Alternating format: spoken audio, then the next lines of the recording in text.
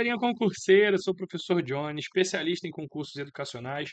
Estou aqui para falar com vocês sobre um assunto bem interessante que é a Constituição Federal, a nossa Constituição Cidadã, mais conhecida como Constituição Cidadã, a nossa Carta Magna. Pois é, esse assunto, ele cai na prova da Marinha, assim como cai em outros concursos.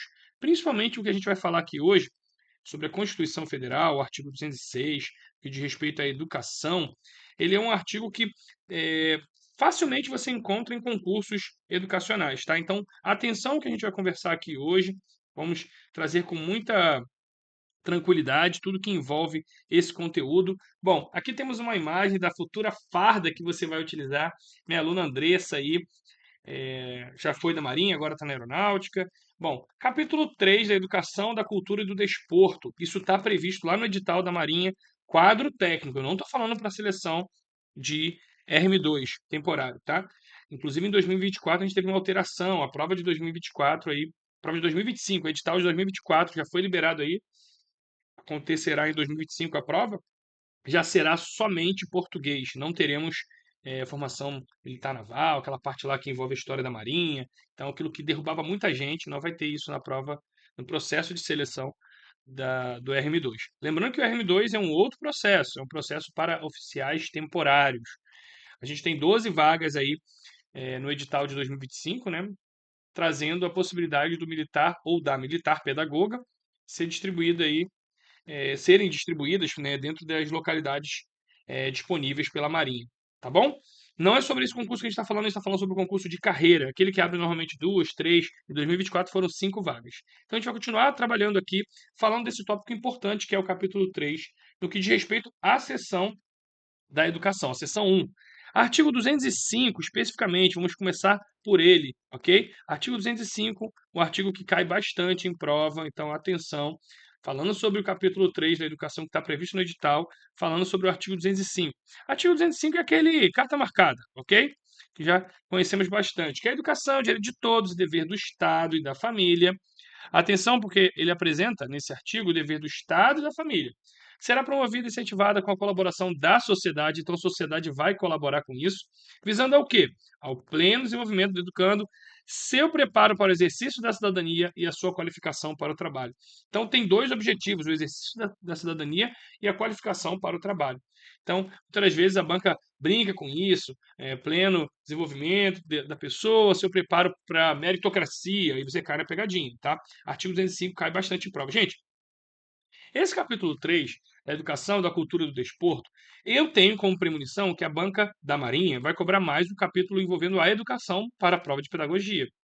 Eu não tenho visto muito cair a sessão sobre a cultura, sobre o desporto. Então, atenção a isso. Então, eu prefiro que você foque bastante, né, nesse capítulo que diz respeito à seção da educação, tá? Os artigos ligados à educação e os outros, você faça uma leitura atenta, pelo menos, tá bom? Porque pode ser que a Marinha cobre, porque ela é dessas, né? Bom, o artigo 206 vai falar dos princípios, né? Então, o ensino será ministrado com base em alguns princípios. Na LDB, a gente tem outros princípios também. Vamos focar só aqui na Constituição para a gente poder focar no que a gente está trabalhando, tá? Então, os seguintes princípios estão previstos na Constituição Federal: a igualdade de condições para o acesso e permanência, ok? Liberdade de aprender, de ensinar, pesquisar e divulgar o pensamento, a arte e o saber, tá aqui também. Pluralismo de ideias e de concepções pedagógicas, você já deve ter visto isso aqui lá na LDB também. E a coexistência de instituições públicas e privadas de ensino, aquilo lá são dois princípios separados, né? Então, pluralismo de ideias e de concepções pedagógicas é um princípio da LDB também, assim como coexistência de instituições públicas e privadas de ensino. Então, vai decorando isso aí, gratuidade no ensino público em estabelecimentos oficiais. Já coloquei uma pegadinha para uma aluna e ela errou isso, várias alunas, elas erraram. A gratuidade é do ensino público.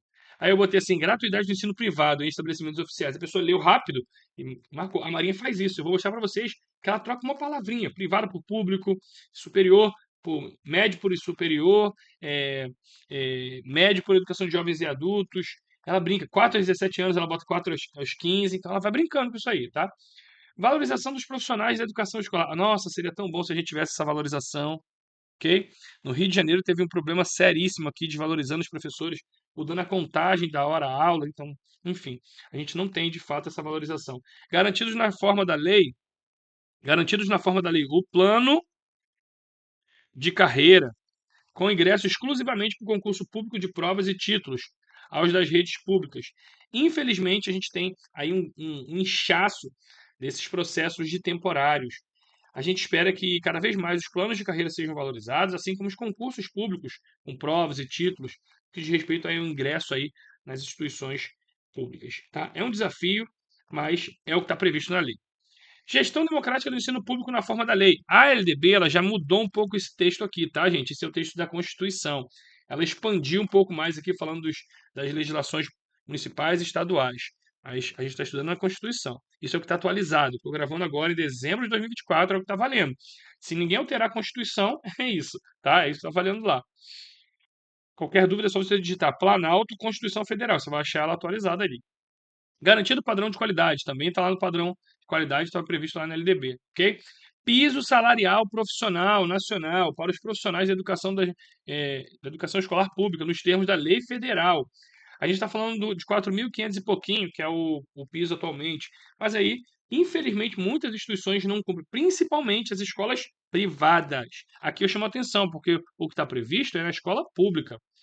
Garantia do direito à educação e aprendizagem ao longo da vida, é a nossa EJA aqui, ó, tá? Tá ligado a EJA. Parágrafo único. No parágrafo único, a Constituição Federal vai estabelecer o seguinte: que a lei disporá sobre as categorias dos trabalhadores, considerando os profissionais da educação básica e sobre a fixação de prazo para a elaboração e adequação de seus planos de carreira, no âmbito da União, dos Estados, do Distrito Federal e dos municípios. Então, a lei vai dispor sobre categorias, sobre essas categorias dos trabalhadores, de modo que ela possa fixar prazo para que tem que existir, é isso mesmo, uma adequação dos planos de carreira. Então, o que a lei está dizendo aqui é que os entes federados, as entidades subnacionais, estados, municípios e Distrito Federal, vão então legislar para estabelecer um plano de carreira. Tem que existir um plano de carreira. Muitas das vezes a gente vê que isso acaba não acontecendo, merece ali atualização, enfim. Bom, vamos ao artigo 207. Chama a atenção para esse artigo 207. Já vi isso aqui cair muito em prova de concurso de prefeitura, tá? As universidades gozam de autonomia didático-científica, administrativa e gestão financeira patrimonial. Então, olha só, autonomia didático-científica, administrativa e gestão financeira e patrimonial, tá? E obedecerão o princípio da indissociabilidade entre ensino, pesquisa e extensão. Então, ensino, pesquisa e extensão. Então, quando se fala das universidades, você tem que estar indissociável essa conexão nesse tripé, ensino, pesquisa e extensão, tá? É facultado das universidades admitir professores, técnicos, cientistas estrangeiros na forma da lei. Ou seja, às vezes o cara é muito experiente, é muito renomado, então é facultado a essas universidades admitir esses professores. Então é facultativo, não é obrigatório, tá? O disposto nesse artigo aplica-se às instituições de pesquisa científica e tecnológica, aquelas instituições também que são relacionadas a instituições de pesquisa científica e tecnológica também. Olha o que o artigo 208 traz para nós. Aqui eu chamo sua atenção que esse artigo 208 também é um artigo bem interessante para a gente poder estudar, ok? Deixa eu apagar aqui e marcar para você. O artigo 208 vai falar que é dever do Estado da educação. O dever do Estado com a educação será efetivado mediante a garantia de. Algumas garantias estão previstas no artigo 208. O dever do Estado com a educação será efetivado mediante a garantia de. De o quê? E aí eu te pergunto, de o quê? São várias garantias que estão previstas na nossa Constituição Federal. E aí, eu quero chamar a atenção de vocês o seguinte: olha só essa questãozinha que a banca traz para nós. Ela traz com todas as opções aqui, né? E a gente já viu alguma dessas coisas aqui? Provavelmente não, a gente não falou. Então, eu quero que você olhe essa questão, print essa imagem, tente responder. Vamos fazer um movimento contrário, ok? Vamos fazer um movimento contrário. Vamos supor que você esteja recebendo essa questão aqui, você nunca estudou Constituição Federal. Qual questão você marcaria? Comente lá na nossa comunidade, você que está aqui no canal do YouTube, faça isso também, comente aqui qual que você marcaria nessa questão ao encontrá-la, ok? E aí eu quero depois saber, ver aí o seu comentário. E aí a gente vai continuar a explicação. O artigo 208 vai falar que o dever do Estado será efetivado mediante a garantia de. Voltamos àquele nosso artigo 208. Por que eu fiz questão de trazer primeiro essa opção aqui? Vamos supor que você já tenha respondido aquela questão, beleza? A gente vai ver que o artigo 208 foi totalmente explorado naquela questão.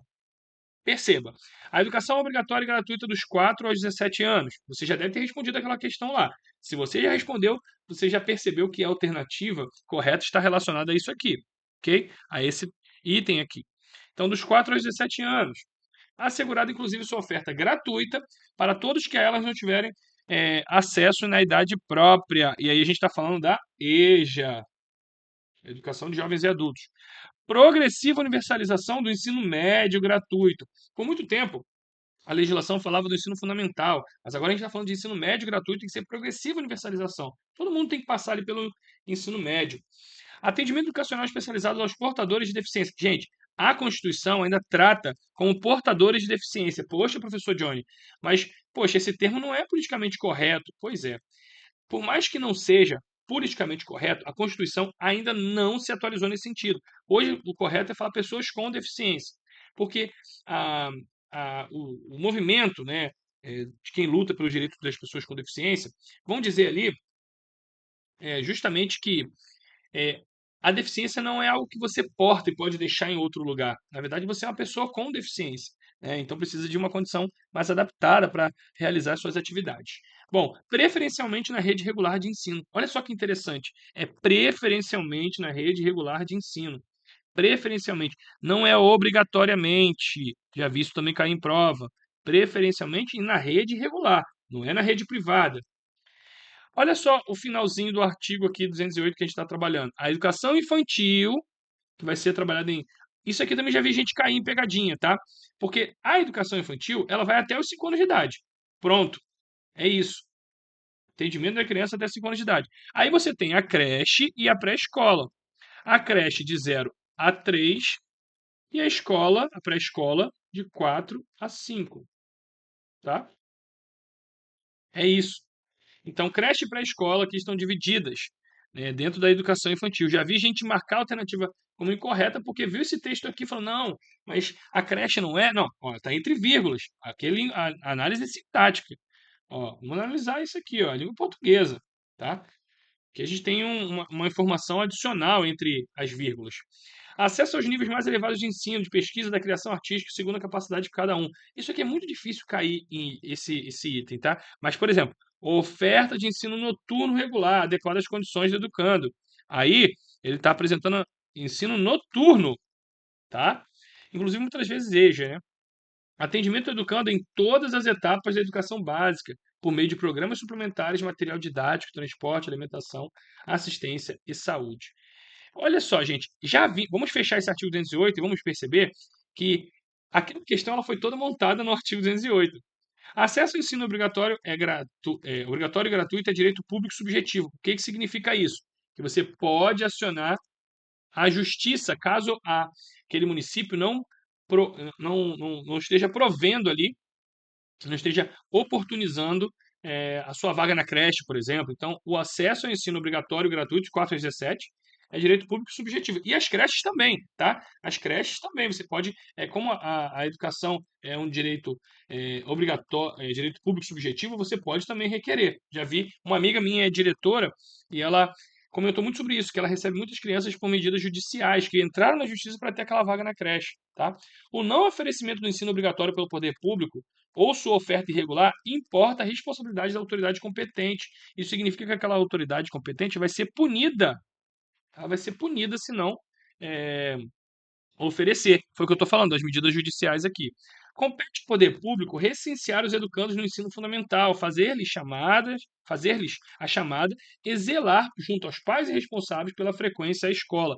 Então, o poder público ele vai ficar nesse sentido aqui, ele vai recensear os educandos no ensino fundamental e vai fazer chamada e zelar junto aos pais e responsáveis por essa frequência. E aí, gente, quando tem lá um percentual de falta, vai ser acionado ali o conselho tutelar, né? E isso a gente trabalha muito na aula do ECA, quando eu falo os percentuais, quando eu falo quais são as atividades dos docentes, enfim, dos diretores, isso aí é uma outra aula. Artigo 209. O ensino é livre e a iniciativa privada atendido as seguintes condições. Vamos fazer o seguinte, não vamos avançar nesse sentido aqui não, do artigo 209. Vamos voltar ao nosso conteúdo da questão. Por quê?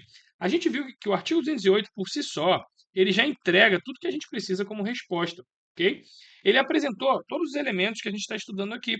E aí, temos muito conteúdo pela frente. Se a gente começar aqui a falar sobre o artigo 209, a gente vai. Ele é até curtinho, né? A gente pode até terminar com ele aqui, porque depois a gente vai ter o artigo 209. Vamos fazer o seguinte: vamos terminar então esse artigo 209, que a gente depois só volta para o 210, e a gente fecha esse slide aqui. O ensino é livre, a iniciativa privada atendida aí as seguintes condições. É livre. A iniciativa privada pode estabelecer lá aquela escolinha lápis de cor, escolinha da tia Teteca, ela pode fazer isso, desde que cumpra as normas gerais da educação nacional e tenha autorização e avaliação de qualidade pelo poder público. Ah, então eu posso fazer uma obra aqui de qualquer jeito e de repente começar uma escola? Não é bem assim. É livre a iniciativa privada criar escolas, mas só que tem que atender algumas condições, ok? E atendendo a essas condições, você vai estabelecer, portanto, aquilo que está previsto em lei, tanto como em relação ao mobiliário, tanto em relação à estrutura, em relação à própria qualidade do professor, da docência ali, né? Todas as condições precisam ser observadas, tá bom? E aí, gente, ficou fácil, né? Agora a gente resolve assim, essa questão com muita tranquilidade, porque é uma questão que trabalhou o artigo 208 na sua essência, que você já deve ter uma resposta correta, eu espero eu. Bom, eu vou marcar aqui já de cara o que está de errado, tá? Universalização do ensino superior ainda não chegou nesse nível, tá? Ainda não chegou nesse nível. A gente até um dia sonha, mas aqui ele fala do ensino médio. O texto do artigo lá 208 fala do ensino médio. Aí a letra B, vamos pular. Atendimento educacional especializado aos portadores de deficiência. Lembra que eu falei que a Constituição não fala de portadores de deficiência? Preferencialmente na rede privada. Perceberam como a Marinha gosta de colocar palavrinhas erradas no meio da questão para que você confunda? Pois é, ela fez isso de novo. Ela fez isso de novo para te confundir. Ela colocou aqui, ó, privada, e aqui colocou superior. Então, na verdade, preferencialmente na rede regular de ensino, né? Então é isso. Educação básica em creche para escola as crianças até 5 anos de idade. Aí você olha assim, poxa, é isso mesmo. É isso, educação básica, poxa, é básica. Só que o texto da Constituição, a gente viu, fala de educação infantil. Mais uma pegadinha. É uma educação infantil, tá? A gente viu isso aqui ao longo da nossa aula. É infantil. Não sei se você lembra que a educação básica ela é composta por educação infantil, ensino fundamental e ensino médio, tá? A banca sabe que o aluno confunde isso e coloca justamente educação básica. Oferta de ensino integral regular, adequado às condições do educando. Ensino integral regular adequado aí às condições do educando. Aí o que você deve ter encontrando como erro aqui? Poxa, mas não tem nada de erro, oferta de ensino integral regular. Pois é, mas no texto da Constituição não falava de ensino integral regular, e sim noturno. Você lembra disso quando a gente falou, né, sobre esse texto? Ao longo da nossa aula aqui, a gente foi trabalhando esse conteúdo. Aí você deve falar assim, poxa, mas caraca, era quase que uma pegadinha. Pois é, a banca da Marinha ela faz isso. É, oferta de ensino noturno regular adequado às condições do educando. Era o inciso 6. Né? A gente trabalhou o inciso 6 e eu ainda coloquei em negritos para vocês. Fui colocando as palavrinhas já que iam te ajudar nessa resposta.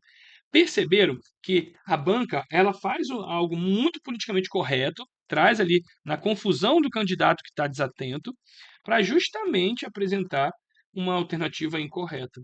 E aí, gente, a única resposta que cabe para nós aqui, que está completamente correta, que é o texto da nossa Constituição, é a letra B, que é a educação básica, obrigatória e gratuita dos 4 aos 17 anos, assegurada, inclusive, sua oferta gratuita para todos aqueles que não tiveram acesso na idade própria. Ou seja, a nossa EJA. A gente viu isso aqui quando eu mencionei. Logo assim que a gente passou por esse inciso, eu falei da EJA, Educação de Jovens e Adultos, para quem não teve acesso na idade própria. Então, a nossa resposta dessa questão, com certeza, é a letra B. você pode facilmente aí encontrar isso no gabarito.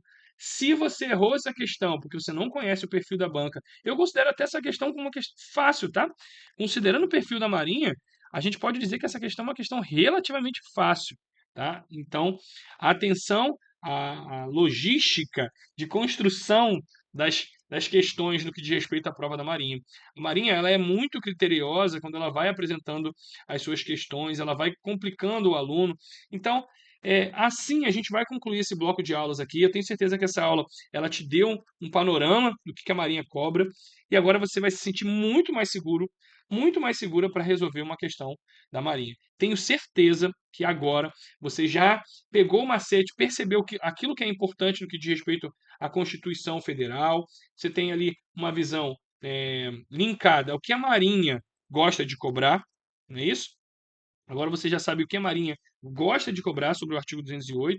Então, entre outros artigos, ela gosta de fazer esse estilo. Coloca o texto porque ela trabalha com a essência da letra da lei, dos livros, até para quando você quiser recorrer daquela aula, ela não vai poder aceitar o seu recurso porque está escrito na lei, está escrito no livro. Então ela gosta muito de trabalhar desse jeito, mudando um detalhezinho ou outro, e assim você já ficou mais safo, domina agora esse conteúdo sobre Constituição Federal. Tenho certeza que agora você está aí muito mais tranquilo, muito mais ciente daquilo que envolve aí a Constituição Federal, o que a Marinha pode cobrar. Agora, se você ainda não segue as nossas redes sociais, eu peço para que você faça isso agora. Agradeça lá o nosso conteúdo que te ajudou aqui. Se você está assistindo essa aula pelo canal do YouTube, comente aqui se essa aula fez sentido para você. Foi uma aula relativamente rápida, mas ao mesmo tempo contundente, objetiva, né, trazendo justamente aquilo que é importante para você. Foi um prazer ter você por aqui. Tenho certeza que agora você se sente muito mais seguro, muito mais tranquilo para resolver as questões da Marinha. Se você não faz parte da turma Sem Rio Branco, fica o convite para conhecer melhor as nossas turmas, as nossas redes sociais, tudo que envolve aqui o Mentorizar. Foi um prazer ter você por aqui e até a próxima aula. Tchau, tchau.